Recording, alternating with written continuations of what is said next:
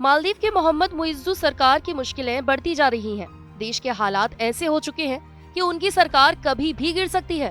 विपक्ष ने इस बात के संकेत दिए हैं कि वो सही वक्त के इंतजार में है। समय आने पर मोहम्मद मुइज्जू सरकार के खिलाफ अविश्वास प्रस्ताव लाया जाएगा। दरअसल मोहम्मद मुइज्जू सरकार से मतभेदों की वजह से रविवार को सत्ता पक्ष और विपक्षी सांसदों के बीच संसद में झड़प हुई थी। संसद में हुई झड़प के बाद से विपक्ष लगातार ही मोहम्मद मुइज्जू सरकार पर हमलावर है। मुख्य विपक्षी पार्टी मालदीवियन डेमोक्रेटिक पार्टी (MDP) मोहम्मद मुइज्जू के खिलाफ महाभियोग प्रस्ताव की योजना पर काम कर रही है। ये योजना संसद में हंगामे के बाद बनाई गई है। खबर है कि मालदीवियन डेमोक्रेटिक पार्टी ने डेमोक्रेट के साथ मिलकर प्रस्ताव के लिए जरूरी समर्थन हासिल कर लिया है।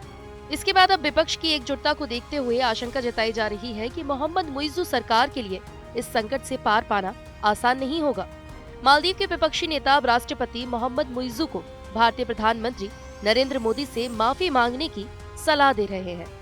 मालदीव जमहूरी पार्टी के नेता कासिम इब्राहिम ने मोहम्मद मुइज्जू से कहा है कि उन्हें भारत के साथ अपने रिश्ते अच्छे करने की कोशिश करनी चाहिए।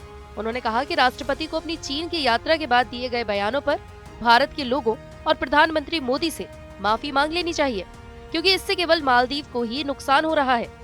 मालदीव में सरकार बनने के साथ ही चीन समर्थक मोहम्मद मुइज्जू भारत के साथ अपने संबंधों को तल्ख तेवर दिखाने शुरू कर दिए थे।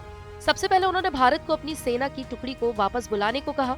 इसके बाद प्रधानमंत्री मोदी की लक्षद्वीप यात्रा के बाद मालदीव से तुलना और मोहम्मद मुइज्जू के मंत्रियों की बयानबाजी ने तल्खी और बढ़ा दी। इस पर भारतीयों द्वारा मालदीव की यात्रा कैंसिल करने से उसे भारी आर्थिक नुकसान उठाना पड़ा था। अब वो खुद अपने देश में घिरते नजर आ रहे हैं।